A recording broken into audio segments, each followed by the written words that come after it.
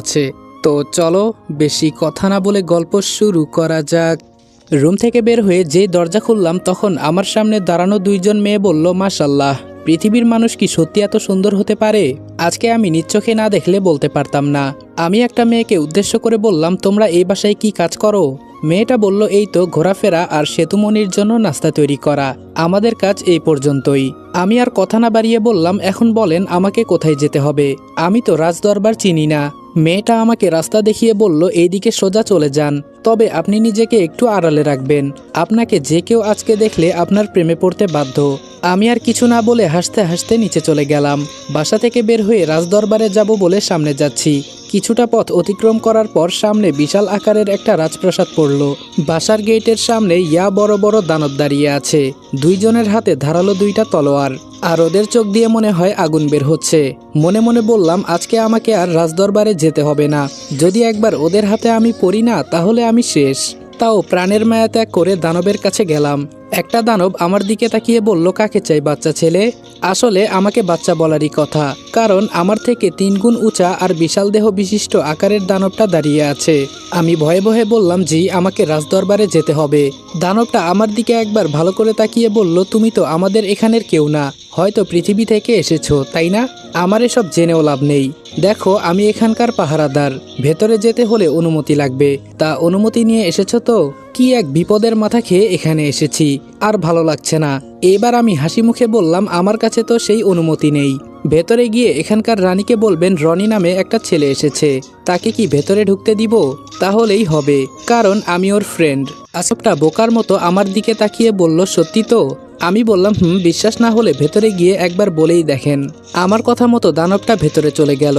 কিছুক্ষণ পর ফিরে এসে বলল, কেন মিথ্যা কথা বললেন? রানী তো বলেছে আপনাকে নাকি চিনে না, আর আপনি আমাদের রাজ্যে কিভাবে এলেন? তাড়াতাড়ি এখান থেকে চলে যান, যদি আপনি অন্য কারো নজরে পড়েন তাহলে শেষ। আমি আর কি বলবো, আমার কথা বলা বন্ধ হয়ে গেছে। রিয়া নিজ মুখে বলেছে আমাকে নাকি চিনে না। মুচকি একটা হাসি দিয়ে যেই পেছনে ফিরে হেঁটে যাব তখনই পেছন থেকে ডাক আসলো, রনি। আমি আবার পেছনে তাকিয়ে দেখি রিয়া দাঁড়িয়ে আছে। ওর মাথায় সোনার একটা মুকুট, আর ওর পরনে নীল একটা শাড়ি, একদম আমার সাথে ম্যাচিং করে সবকিছু পরেছে। আমাদের দেখলে যে কেউ কাপল মনে করবে। দানবটা আমার দিকে তাকিয়ে বলল, তাহলে আপনি সত্যি? আমি শুধু রিয়াকে বললাম, আমাকে নাকি আপনি চিনেন না? থাক, আর চেনা লাগবে না, আমি চলে যাচ্ছি।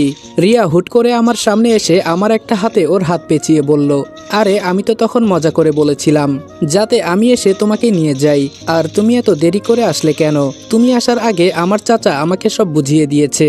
তখন আমি বললাম, এই জন্যই তো বলছি আমি চলে যাই, এখানে দাঁড়িয়ে থেকে কি লাভ আছে? রিয়া আমাকে বলল, ভেতরে চলো, তোমাকে সবার সাথে পরিচয় করিয়ে দেই, কারণ তুমি আমার একমাত্র বন্ধু। রিয়া আমার হাত ধরে ভেতরে নিয়ে যাচ্ছে, আর আমি পেছনে পেছনে যাচ্ছি। আমি বললাম, রিয়া একটা কথা বলবো? রিয়া বলল, বলো। আমি বললাম, তুমি শরীরে যে সুগন্ধি ব্যবহার করো না, আমার তো মাঝে মাঝে মন চায় তোমার মাঝে মগ্ন হয়ে যাই। রিয়া বলল, হয়েছে, আর পাম দিতে হবে না, এখন চুপচাপ থাকো, কোনো কথা বলবে না, ঠিক আছে? আমার পাশে গিয়ে দাঁড়িয়ে শুনবে আমি কি বলি। হঠাৎ করে রিয়া দাঁড়িয়ে বলল, আমার জন্য নিজের জীবন দিতে পারবে তো? আমি বললাম, হঠাৎ এই কথা কেন রিয়া? রিয়া বলল, না, আমি শুনেছি ভালোবাসার জন্য মানুষ নাকি সবকিছু করতে পারে, এমনকি মরতেও পারে। তুমি আমার জন্য জীবন দিতে পারবে? আমি শুধু বললাম, তুমি না আমাকে বললে আমি তোমার যোগ্য না, এখন হঠাৎ এই কথা বলছো কেন? রিয়া বলল, কার মন কখন পরিবর্তন হয় এটা বলা যায় না। এখন আমি তোমাকে কি বললাম, আমার জন্য সবকিছু করতে পারবে তো? আমাকে কথা দাও। রিয়ার দিকে মায়াবী দৃষ্টিতে তাকিয়ে বললাম, বিনিময়ে আমার পাশে থাকবে তো তুমি? রিয়া আমার হাতটা জড়িয়ে ধরে বলল, এভাবে তোমাকে ধরে রাখবো। এখন চলো, আর আমার সাথে ম্যাচিং করে তোমার জন্য সবকিছু নিয়ে এসেছি। আমি জানি তোমার নীল কালার খুব পছন্দ, কেমন হয়েছে বলো তো? এবার আমি খুশি হয়ে বললাম, অনেক ভালো হয়েছে। আমি আবার বললাম, রিয়া তুমি ভেবেচিন্তে বলছো তো, নাকি তুমি আমার সাথে মজা করছো? রিয়া আমার চোখের উপর চোখ রেখে বলল, আমি হয়তো তোমাকে মিথ্যে কথা বলতে পারি, কিন্তু আমার চোখের দিকে একবার ভালো করে তাকিয়ে দেখো, তাহলে বুঝতে পারবে। আর আমি তোমার সাথে থেকে তোমার ব্যবহার সবকিছু আমার পছন্দ হয়েছে। বিশেষ করে তুমি যখন আমাকে বাঁচিয়ে নতুন করে জীবন দিয়েছো, তখন থেকেই আমি এই মন তোমাকে দিয়ে দিয়েছি। মনে মনে প্রতিজ্ঞা করেছিলাম, যার জন্য বেঁচে এই পর্যন্ত আসলাম, যদি জীবনে বিয়ে করি তাহলে তাকেই করব, আর কাউকে না। আর আমি জনিকে ডেকে এনে ভালোবাসার কথা এই জন্য বলেছি যাতে আমি বুঝতে পারি আমার জন্য তোমার মনে কতটুকু ভালোবাসা আছে। তুমি এভাবে আমার দিকে তাকিয়ে কি দেখছো? তোমার কি মনে হয় আমি মিথ্যে কথা বলছি? আমিও বোকা মনে উত্তর দিলাম, আরে না, মিথ্যা বলবে কেন? আমি আগেই জানতাম তুমিও আমাকে ভালোবাসবে, এটা আমার বিশ্বাস ছিল। রিয়া বলল, হয়েছে, এখন আর বেশি কথা বলা যাবে না, আমাদের জন্য সবাই হয়তো অপেক্ষা করছে। আমি রিয়ার সাথে হেঁটে হেঁটে সামনে যাচ্ছি, তবে আমার কেন জানি মনে হচ্ছে রিয়া আমার সাথে মজা করছে। এখানে কোনো না কোনো প্যাচ তো অবশ্যই আছে। রিয়া যখন আমাকে ভালোবাসি কথাটা বলছিল তখন ওকে দেখে কেমন জানি বিরক্ত বিরক্ত লাগছিল। রিয়ার সাথে কিছু দূর ভেতরে যেতেই সামনে এত সুন্দর করে সবকিছু সাজানো গোছানো, দেখে মনে হচ্ছে এখানে যা কিছু মালামাল আছে সব কয়টা সোনার তৈরি, শুধু জিন আর পরীগুলো ছাড়া। রিয়ার সাথে আমি ভেতরে প্রবেশ করার পর সবাই একসাথে দাঁড়িয়ে গেল। এখানে বিশাল বড় বড় জিনরা বসে আছে, মানে এক এক সাইডে এক একজন। এক লাইনে জিন, অন্য লাইনে দানব, আবার আরেক লাইনে পরীরা আছে। তবে এখানে আরো অনেকেই আছে, যেগুলো মানুষ নাকি জিন পরী কিছুই বোঝা যাচ্ছে না, দেখতে একদম বিশ্রী। এসব দেখে আমার কি, আমি শুধু রিয়ার পেছনে পেছনে যাচ্ছি, আর সবাই মুগ্ধ হয়ে আমার আর রিয়াকে দেখছে। সবাই হয়তো ভাবছে রিয়ার সাথে আমার কিছু একটা আছে, কারণ যে কেউ আমাদেরকে দেখলে স্বামী স্ত্রী বলবে। আর আজকে আমাকে যা লাগছে না, আয়নাতে নিজেকে দেখে নিজেই ক্রাশ খেয়ে ফেলেছিলাম। রিয়া গিয়ে সবচেয়ে উঁচু একটা সোনার তৈরি চেয়ারে বসলো, এটাই হয়তো এখানকার রাজাদের চেয়ার। আমার পাশে সেতু আর ওর বাবা মা দাঁড়িয়ে আছে। সেতু আমার কাছে এসে আস্তে করে বলল, এই তোমার আপুর সাথে এত কি, আর আপুর সাথে ম্যাচিং করে সবকিছু পরেছো কেন? আমি আস্তে করে উত্তর দিলাম, আমি এসব পরেছি, তুমি তো এনে দিলে আমাকে এসব, এজন্যই তো আমি পড়লাম। সেতু মাথায় হাত দিয়ে বলল, তার মানে এই সব কিছু আপুর কাজ। বুঝলাম না আপু কি করতে চাইছে, আর তুমি এখন এখানে আসলে কেন? আপুকে তো সব দায়িত্ব এবং সবকিছু বাবা বুঝিয়ে দিয়েছে, এখন তো এই সভা এখানেই শেষ ঘোষণা করা হবে। হঠাৎ করে রিয়া সবাইকে চুপ করতে বলল, তোমরা সবাই তো জানো আমি এখানকার রানী, এবং আজকে থেকে আমার অনুমতি ছাড়া এখানে কিছু হবে না। সবাই এক বাক্যে বলল, হুম। রিয়া আবার বলল, অনেকদিন আগে আমি এখান থেকে নিখোঁজ হয়েছিলাম। মুক্তা নামের আমার বোন আমাকে আটকিয়ে রেখেছে, আমার উপর নানাভাবে অত্যাচার করেছে। রিয়া আমার দিকে হাত দিয়ে ইশারা করে বলল, এই ছেলেটা শেষ পর্যন্ত আমাকে বাঁচিয়ে এখানে নিয়ে এসেছে। থাক, এসব বলে আর লাভ নেই। এখন সবাই একটা ভিডিও মনোযোগ সহকারে দেখো কেমন? আগে ভিডিওটা দেখো, তারপরে আমি সব কিছু বুঝিয়ে বলবো। আমার সামনে একটা ভিডিও প্লে হলো, যেখানে একটা ছেলে আর একটা ডানাওয়ালা পরী বসে আছে, হয়তো রোমান্টিক কিছু আছে এখানে। খুব মনোযোগ সহকারে দেখছি আমি। ভিডিওর মাঝে পরীটা বলল, আমাকে সব সময় তোমার পাশে রাখবে তো? ছেলেটা বিনা দ্বিধায় বলল, হুম। এভাবে অনেকক্ষণ ভিডিওটা প্লে হলো। পরীটা তার রাজ্য ছেড়ে এসে ছেলেটাকে বিয়ে করলো, কিন্তু অবশেষে বাসর রাতে দেখা গেল ঘরের চার কোনায় চারজন তান্ত্রিক বসা, আর পরীটা বিছানার মাঝখানে পড়ে ছটফট করছে আর বলছে, আমার সাথে এরকম তুমি করতে পারো না, আমি তোমাকে অনেক ভালোবাসি। ছেলেটা যখন দরজা দিয়ে ভেতরে প্রবেশ করলো, তার সাথে আরো 5 জন বন্ধু ছিল। ছেলেটা হাসতে হাসতে বলল, বন্ধু, অবশেষে আমাদের ছলনা কাজে লাগলো। খুব ইচ্ছে ছিল একটা পরীর সাথে রাত কাটাবো সবাই মিলে, আর আজকে সেটা সত্যি হলো। এখন চল, বেশি দেরি করা যাবে না। অপরদিকে পরীটা চিৎকার দিয়ে কান্না করে বলছে, তুমি আমার সাথে এমনটা করতে পারো না, এত ভালোবাসতাম আমি তোমাকে। তুমি যদি নীরবে আমাকে বলতে, আমি তোমার জন্য জীবন দিয়ে দিতাম। আর তুমি সবাইকে নিয়ে এসে আজকে এই পর্যন্ত ভিডিওটা প্লে হলো, আর বাকিটা কেটে শেষটুকু প্লে করলো। শেষের ভিডিওতে দেখা যাচ্ছে পরীটার শরীর ছেলেগুলো টুকরো টুকরো করে রাস্তার কুকুরগুলোকে ছিটিয়ে দিচ্ছে। হঠাৎ করে ভিডিওটা আপনা আপনি বন্ধ হয়ে গেল, সবকিছু একদম নিস্তব্ধ হয়ে আছে। রিয়া কান্না করতে করতে বলল, আমি এসবের কিছুই জানতাম না। যখন এখানে আসি তখন শুনি আমার বড় বোন, মানে সেতুর বড় যেই বোন ছিল, এটাই হলো এই মেয়েটা। ওরা আমার বোনকে মেরেছে, ওদেরকে আমি ছাড়বো না। রিয়া চেয়ার থেকে লাফ দিয়ে নিচে নেমে আমাকে জোরে একটা লাথি দিয়ে বলল, তোরা মানুষ জাতি এতটা খারাপ যে আমি এটা আগে জানতাম না। আবার বলিস আমাকে ভালোবাসিস, ছাড়বো না আমি তোকে। আমার বোনকে যে মেরেছে ওদের আমি ছাড়বো না। আর এটা জেনে রাখ, যে ছেলেটা আমার বোনের সাথে ভালোবাসার নাটক করেছে সে আর কেউ না, তোর বেস্ট ফ্রেন্ড রিপন। তুই হয়তো ওকে দেখে চিনতে পারিসনি। রিয়াকে সরিয়ে সেতু আমাকে উপরে তুলে এমন জোরে নিচে ফেলে দিয়েছে, মনে হলো যেন আমার হাড্ডি ভেঙে একাকার হয়ে গেছে। সেতু কান্না করে বলছে, ও আমার একমাত্র বড় বোন ছিল, ও ছিল খুব আদরের। আর তোর বন্ধু? এতদিন খুব সহ্য করেছি, যেদিন জানতে পারলাম তুই ওর বন্ধু, সেই দিনই তোকে মেরে ফেলতাম। শুধু আপুর কারণে কিছু করতে পারি নাই, আর মানুষ জাতি কুকুরের থেকেও নিকৃষ্ট। সেতু জোরে কান্না করতে করতে বলছে, ওই কুকুরগুলো আমার আপুর টুকরোগুলো খায় নাই, কারণ ওরা জানে এটা কারো শরীরের মাংস। ছাড়বো না আমি তোকে। সেতুর বাবা সেতুকে ধরে শান্ত করে বলল, সবকিছু চিন্তা ভাবনা করে করতে হবে। এই ছেলেকে এখন নিয়ে যাও, পরে দেখতেছি ওকে কি করা যায়। এতক্ষণ আমার সাথে যা যা হয়েছে সবকিছু আমার কল্পনা মনে হচ্ছে। তার মানে এতদিন ওরা আমার সাথে অভিনয় করেছিল, আর রিয়া আমার সাথে এটা করতে পারলো কিভাবে? যা করেছে রিপন করেছে, এখানে আমার কি দোষ?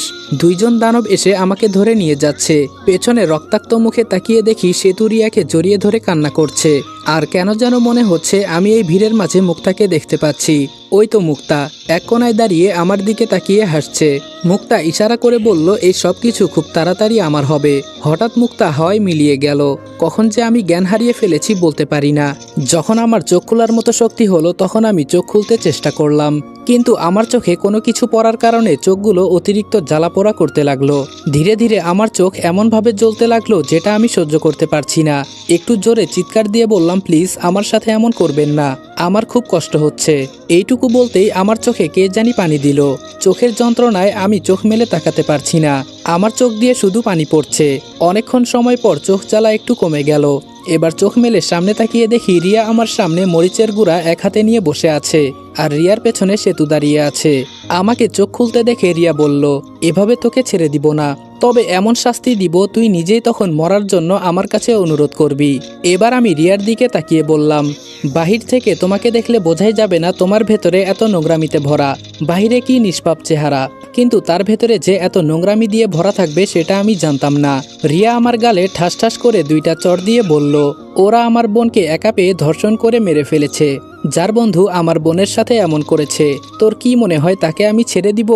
আমার বোনকে ওরা যে অবস্থা করেছে, ওদের ফ্যামিলির বন্ধু বান্ধব যারা আছে ওদের সবাইকে এমন এমন শাস্তি দিব, ওরা তখন শুধু মরার জন্য আফসোস করবে। রিয়ার কথা শুনে আমি কিছুক্ষণ চুপচাপ থেকে বললাম, আমাকে একটু পানি দিবে, খুব পিপাসা পেয়েছে। সেতু রাগে আমার কাছে এসে চেয়ার সহ আমাকে লাথি দিয়ে নিচে ফেলে দিল। রিয়া সেতুকে আটকিয়ে বলল, আরে এত তাড়াতাড়ি ওকে মারবো না, একটু সহ্য কর, যা ওর জন্য একটু পানি নিয়ে আয়। রিয়ার কথা শুনে সেতু কাকে জানি ডাক দিয়ে বলল পানি দিতে। রিয়া আমাকে তুলে বলল, নিজের মৃত্যু নিজেই সামনে দেখতে পাচ্ছিস, ভয় করে না? আমি হাসতে হাসতে বললাম, খুব সুন্দর একটা জীবন ছিল আমার কাছে আমার আম্মু ছিল সবচেয়ে বেস্ট। অনেক ভালোবাসতেন এই মানুষটা আমাকে। আবার বাহিরে আমার বেস্ট ফ্রেন্ড ছিল দুইজন, একজনের নাম রিপন, আরেকজন হলো মিতু। সব সময় ওদের সাথে আমি বাহিরে বেশি ঘোরাঘুরি করতাম। তবে আমি আমার জীবনের থেকেও একজনকে বেশি ভালোবাসতাম, সেটা হলো আমার সিনিয়র চাচাতো বোন। আমি ওকে ভালোবাসতাম, কিন্তু ও বিনিময়ে আমাকে বকা দিত, তবে আমি তাতেও খুশি ছিলাম। মানুষ বলে দূর থেকেই ভালোবাসা নাকি খুব সুন্দর হয়। খুব সুন্দর ছিল আমার জীবন, সব মিলিয়ে আমার জীবন ভালোই যাচ্ছিল। কিন্তু কে জানতো আমার চাচাতো বোন আমার সৎ বাবার সাথে পরকীয়া প্রেমে জড়িয়ে পড়বে। একটা মানুষের মেধাশক্তি কখন কাজ করে না জানেন? যখন সে দেখে তার ভালোবাসার মানুষ অন্য কারোর সাথে শুয়ে আছে। ওরা আমাকে রুমে বেঁধে নষ্টামি করেছে। আমার আম্মু এসে এসব দেখেছে বলে ওরা আমার আম্মুকে মেরে ফেলেছে। অবশেষে আমাকে আমার নিজের আম্মুকে খুনের অপবাদে জেলে ঢুকিয়েছে। শেষমেশ এই অপবাদটাও আমাকে দিয়েছে। আমার কারণে নাকি আমার চাচাতো বোন প্রেগনেন্ট। ফাঁসির আদেশ থেকে বাঁচার জন্য চাকর হলাম, আর সেখান থেকে একজনকে নিজের জীবনের ঝুঁকি নিয়ে মুক্ত করলাম। এবার হাসতে হাসতে কান্না করে দিয়ে বললাম, শেষ পর্যন্ত আমি কি পেয়েছি? বিনা কারণে সাজা। আমার সাথে কেন এমন হয় বলতে পারবে রিয়া? তুমি তো তোমার বোনকে আমার বন্ধু ধর্ষণ করে মেরে ফেলেছে এইটা দেখেছো, আর আমি আমার মাকে নিজ চোখে খুন হতে দেখেছিলাম, কিন্তু আমার হাত পা চোখ বাঁধা ছিল, কিছুই করতে পারি নাই আমি।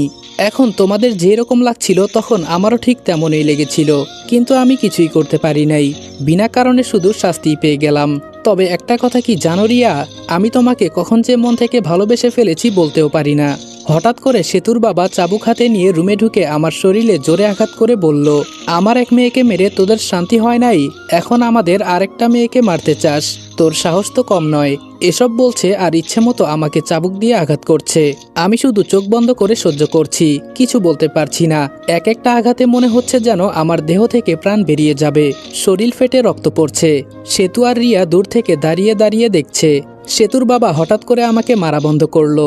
রিয়ার হাত থেকে মরিচের গুঁড়াগুলা নিয়ে আমার শরীরে ছিটিয়ে দিয়ে বলল, মৃত্যুর যন্ত্রণা কাকে বলে এখন বুঝতে পারবি। আমি আর যন্ত্রণা সহ্য করতে না পেরে চোখ বন্ধ করার আগেই রিয়ার দিকে একবার তাকিয়ে চোখের পানি ছেড়ে বললাম, আমি যে তোমার কি ছিলাম একদিন বুঝবে, আর নীরবে তখন আমাকে খুঁজবে।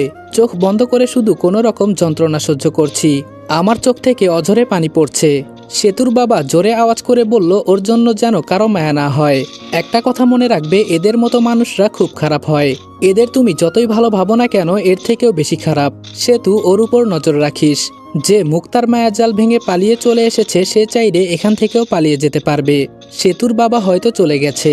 এইদিকে আমার এতটা পরিমাণে কষ্ট হচ্ছে। আমার মনে হচ্ছে আজকে যদি আমার সত্যিই মৃত্যু হতো, তাও এতটা কষ্ট হতো না।